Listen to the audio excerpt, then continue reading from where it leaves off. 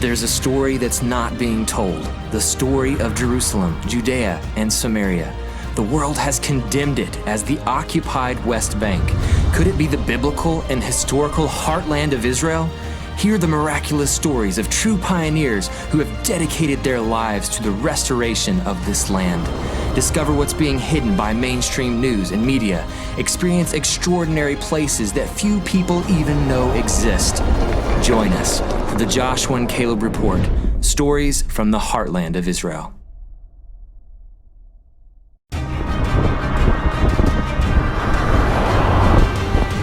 Welcome back to the Joshua and Caleb Report, guys. We're here in the old city of Jerusalem. We've got the old city walls just to our left. Right around the corner is the Temple Mount. Right in front of us is the Mount of Olives. And just to our right down here, and that's where we're taking you today, is the old city, David's city, where David would have built here. We're going to learn a lot more about this city of David. Caleb, who are we meeting today, and what a little bit about her? AnaRina Heymann. She's an amazing lady. She's a tour guide, but more importantly, she has a passion for what she does. And the truth is, there are so many layers to Jerusalem that's beyond anything we can hardly fathom. But we're going to dive into that today as we try to figure out some of the depths and the history of this amazing place. AnaRina, it's so exciting to be here at the City of David because truthfully, I don't really know a ton of information about this place. Obviously, I've visited Jerusalem quite a bit. We have, walked around the city. But from what you stated to me earlier, I'm just massively intrigued because this place has an amazing history, just connected to the fact this is literally the heart of the capital, right? Because everybody thinks that the city up there is. But truthfully, though, we're going to get into that. But I want to talk to you a little bit about what brought you here to the City of David. Okay. And to Israel. Yeah, right. I'm Jewish. I think that's the thing that draws everybody here. I was born in South Africa. I grew up there, lived my life, started in the industry, in the entertainment industry. I was working there for 7 years and I became more religious. And I realized, but guys, there's more to this. And I wanted to do more for Israel. So I decided to start working for the Aliah department, the Joods Agency in South Africa. So for 2 years, I was marketing Aliah. I was telling people to get on planes, you have to be in Israel, why are you here? And it's a hot spot because, it's a hot chair because you sit there and you go, why am I not there? I'm not making the difference that I should make. So I decided, no, I have to do this. And then, how did I arrive in the City of David? I didn't know about the City of David. A lot of people don't know about the City of David. You come to the old city, you make Aliyah, the first thing that you want to do is you want to go to the hotel, you want to put your hands on the wall there and you want to pray. And then one day we wanted to stroll around a little bit and I saw down here, just outside the gate here, the down gate, that it says, discover the City of David. I phoned my mum, I said, they discovered the City of David. What is the City of David? But that's Jerusalem, so why is it not the old city? And then slowly and surely I started to put things together and I realized, guys, this is the place. I started to come on tours here and I realized this is it. This is the ancient biblical Jerusalem. And most people, as I said, until 150 years ago, everybody thought that the ancient biblical Jerusalem, that which you read in the Bible, is inside the old city. Because that's the only thing that we knew. And then suddenly a guy called Charles Warren came. He was sent by Queen Victoria. She wanted to know what's going on. And the rest is history. And from there, we came here. The Jewish people came back and we are standing right now in Zion. Wow. In the ancient biblical Jerusalem. So now that you're here, I know it's always being uncovered, but is there new things happening here? Is this an ancient relic that's all of a sudden been found and it's kind of closed right now? Or is it a booming thing? It's the Bible coming alive. It's the Bible coming alive, but we're working with archaeology. Think about archaeology. Little by little, layer by layer we have to go. So it takes time. But all the time she's sharing her treasures with us, her secrets, and we're starting to put the whole story together. Wow. And I'm going to take you up a little bit later that you can see the Bible 360 degrees coming. So we're going to be able to see the new stuff that's being uncovered and all that. Yeah, I'm going to show you some new stuff. Fantastic. All right, let's go check it out. Let's do it.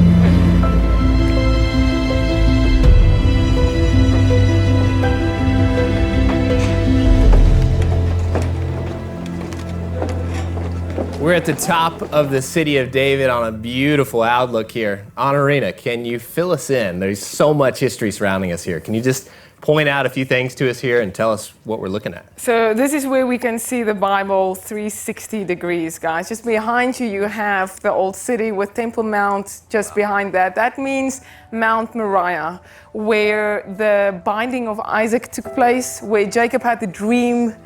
And what did he see? He saw the ladder with the angels coming down, right?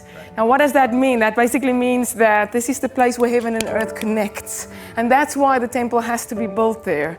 And then here on this side, we have Zion, or the ancient biblical Jerusalem, the city itself that was connected to Temple Mount. We also have the Mount of Olives there. And we all know that in Zechariah and Zechariah, it's written, on the day of the Lord, God will stand with his feet on that mountain, and the mountain will split.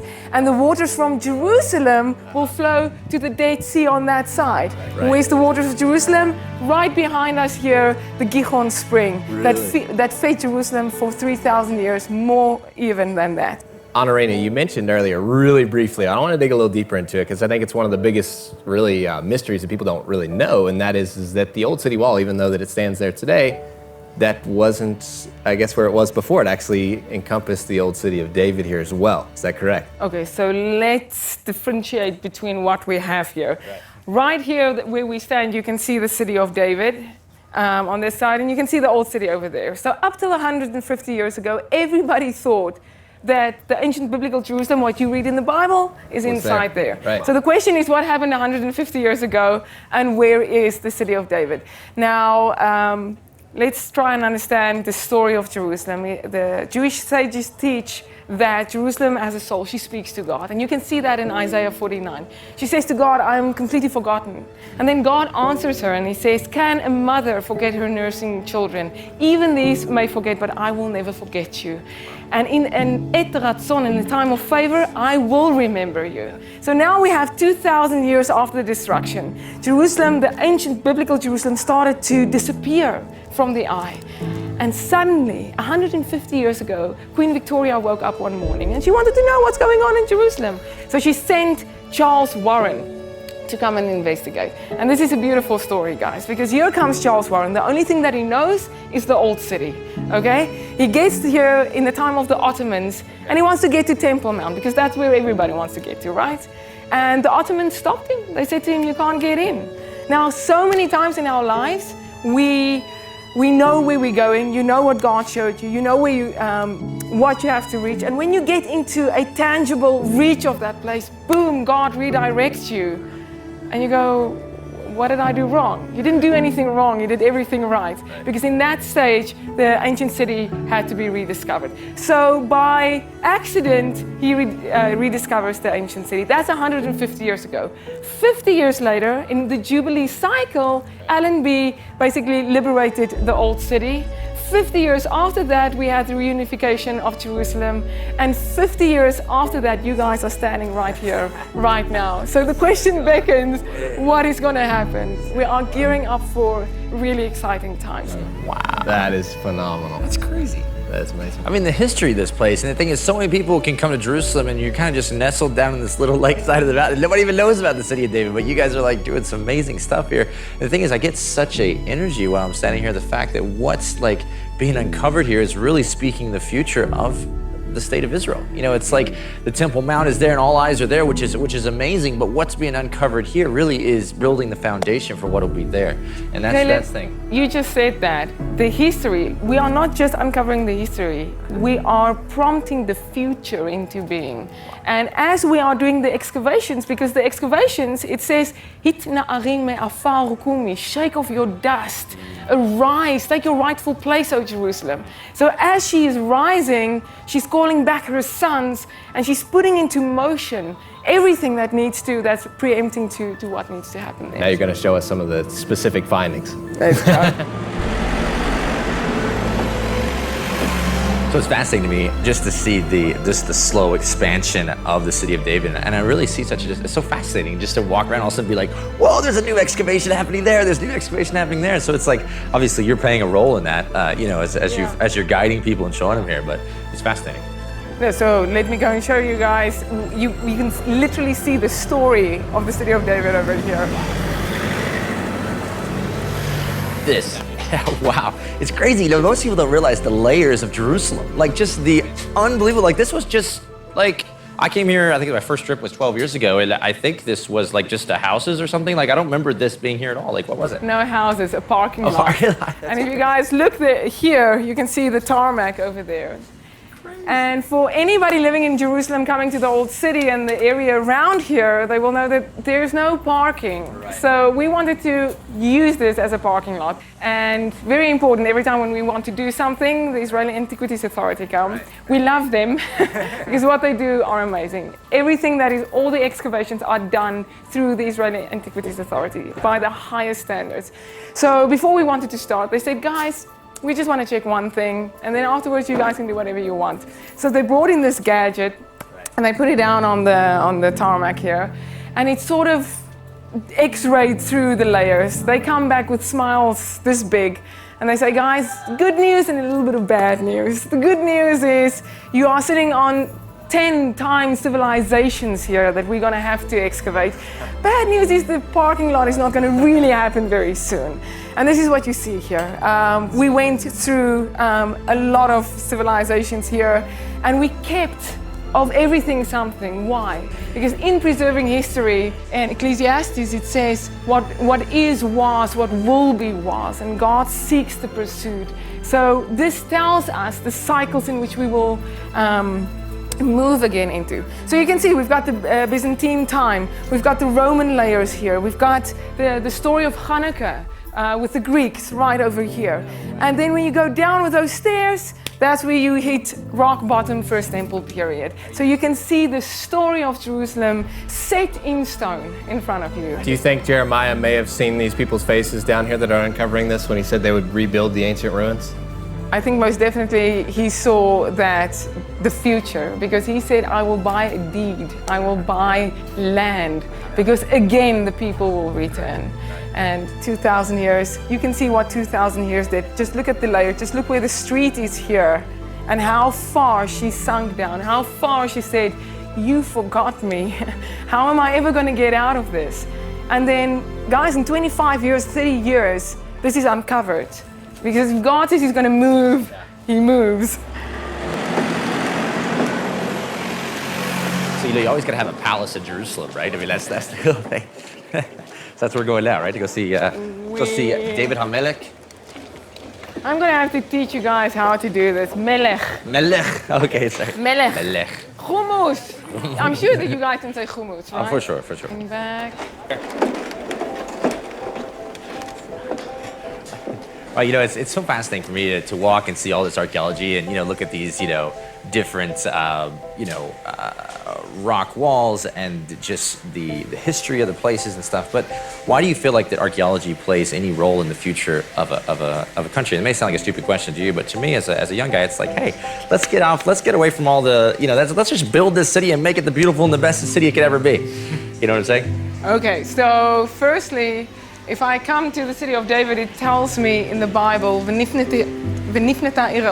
city will be built on its foundation and the palace in its proper place.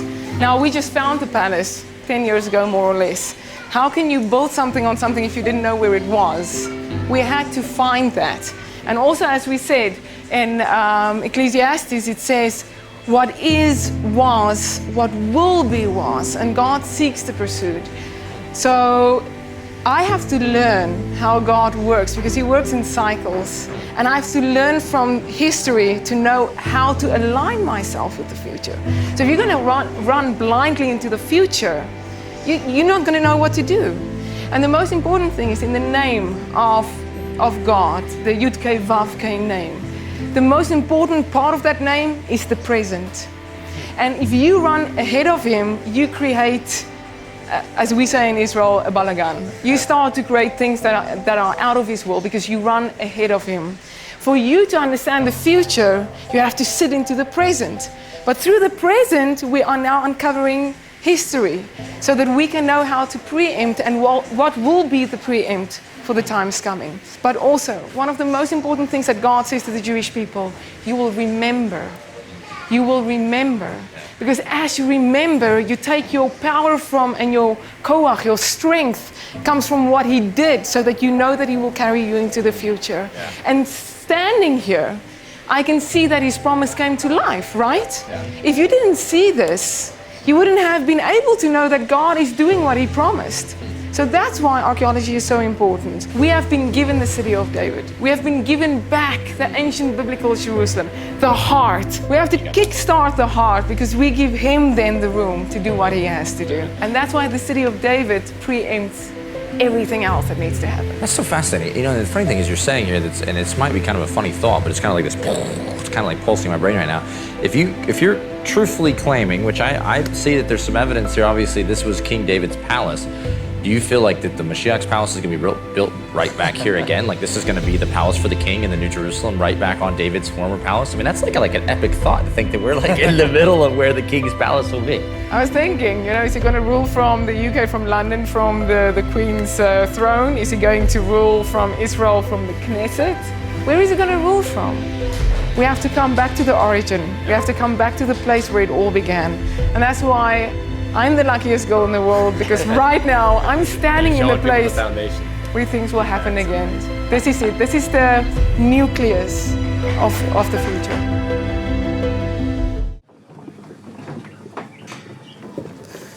AnaRina, earlier you mentioned about the walls that went around the city of David. Mm-hmm. Is that something that's also been uncovered here? So the walls are very important, because we read in Isaiah, on your walls, O Jerusalem, I have appointed watchmen. And it's very interesting, because sometimes when I come from the old city, I see people praying on the old city walls. And then I shout at them and I say to them, but you guys are praying on the wrong walls. Those walls are 450 years old, built by Solomon the Great. These walls that you are standing on right now, 3,000 years old, even older, going back almost 4,000 years Canaanite period.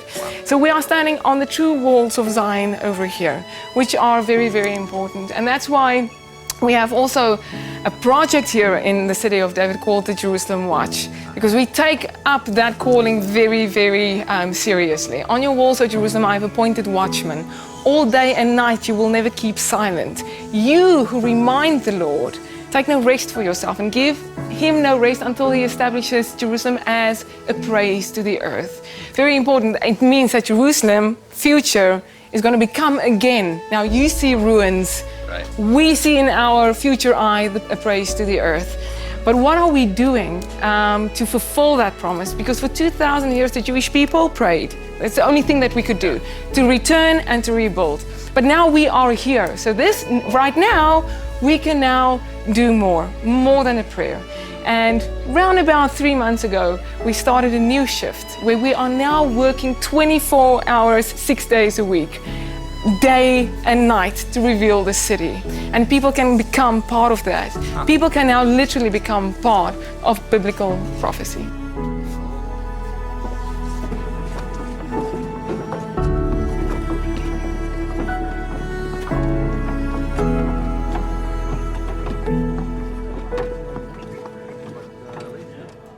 Okay, guys, I just want to show you here everything that we spoke about. Let's picture it.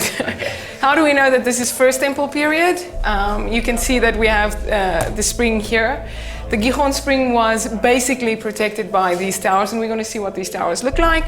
But most important, you can see Temple Mount is very small. Temple Mount, as you see it today, is massive because Herod basically stretched it out. Here you can see a modest hill with the first temple period. And this is the confines of the first temple period. This would have been David's palace? That's it. That's where we found it, yeah. Now, how do you know it looks like that? Well, this is a depiction. A depiction. We're waiting to see what it actually looks like, where you can see the blueprint. Cool. I'm going to take you to these towers. Let's go down. Let's go.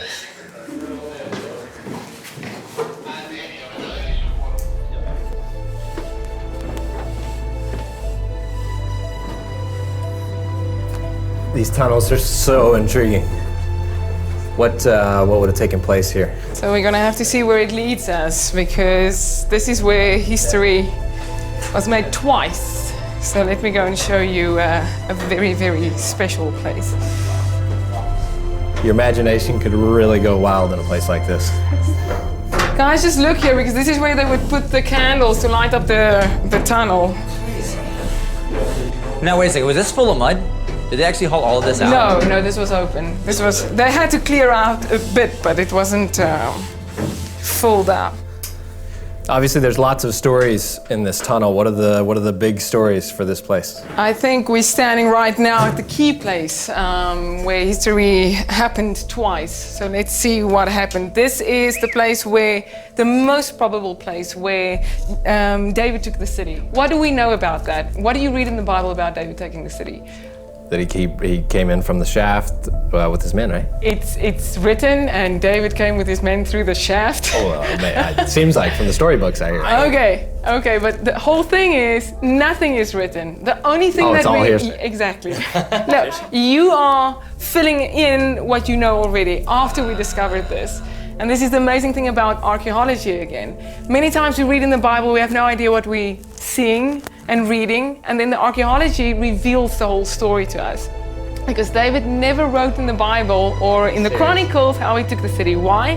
Because one king writes how he takes the city, next king reads it, and he will take the city. So obviously he kept it a riddle. He's not giving away the plans. Exactly. But the riddle is, he said, he who touches the pipe or the tzinor, he will become the head of my armies, that guy that will take the city. So obviously whatever this pipe was, whatever this tzinor was a very difficult feat to do. It was something really difficult. Now if you guys look down here, you will see that Joab had to scale this by himself, go through here, open the gates for David's army to come in.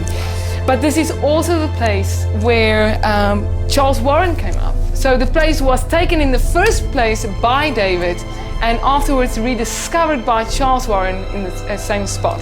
So you are standing at a very important place in history. It's amazing.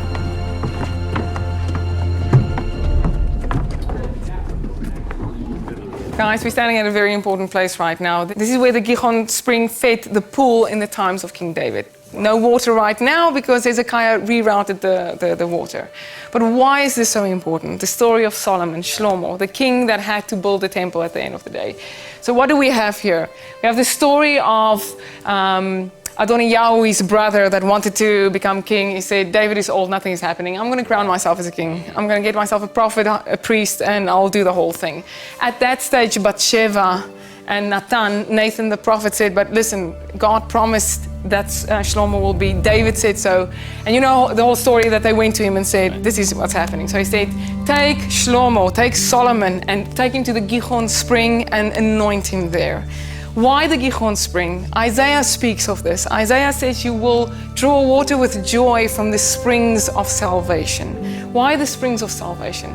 All the kings of Judah had to be anointed at a spring because it speaks of the continuity of David's line, but it also speaks of the Torah, of the word of God that's continuously reviving you. Now also the kings of Judah, the kings of the nation bring salvation to their people. The Mashiach, the anointed one, brings the salvation. So you guys are standing right now at the place of anointing. You remember those towers that we spoke about? Here you can see actually how big they are. We speak in Canaanite, probably 4,000 years ago, and it comes up, we stood between it, and now you can see how far it goes down. So these were the towers that basically protected the water source. Now, we're also standing very close to the probable place where Melchizedek and Abram met. Why? Because this is the Kidron Valley, and they met in the Kidron Valley. And if the king has to be safe, they will keep him close to a place where they can take him into safety. So again, on a spot where, a very historical spot, where everything happened. 4,000 years. Unbelievable.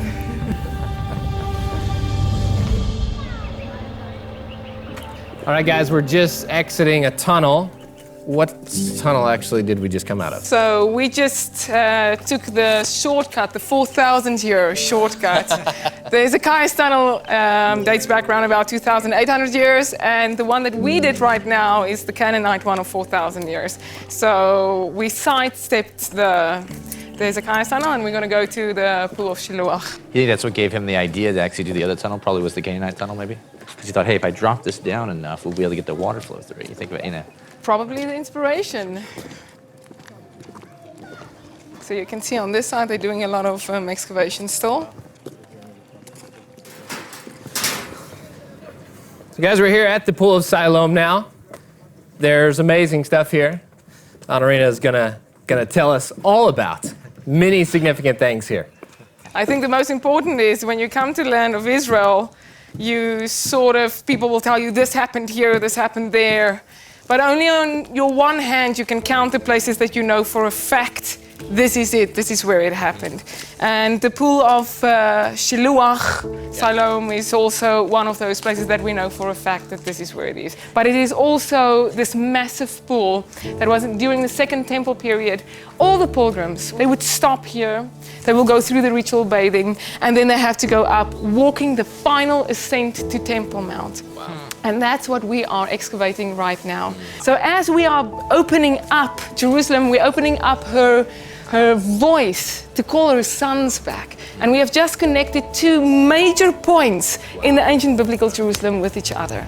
So exciting times that we have right here. There's so many things we've covered since we started this morning. This has been absolutely amazing. I know you guys have enjoyed this as well. We've talked to just about everything. This is Jerusalem, the ancient. We talked about 4,000 years ago, and now we're walking into this pool where people were cleansed just before they were walked up to the Temple Mount. We were talking about David, the kingdom of David being restored again, as the prophets talk about, and this being kind of the beginning steps of back into that kingdom of David that we're all looking forward to and embracing, that one day the Messiah, the son of David, would once again sit in the city of David again. And it's so exciting that we're even now, we're not 30, this is no longer 30 feet under the ground. We're standing on those foundations that you mentioned of the Bible. And this is such an amazing experience for us. And we're so grateful that we could even open this up to share with even the nations around. So AnaRina, amazing just what you have to share about this place and how we're able to connect to it.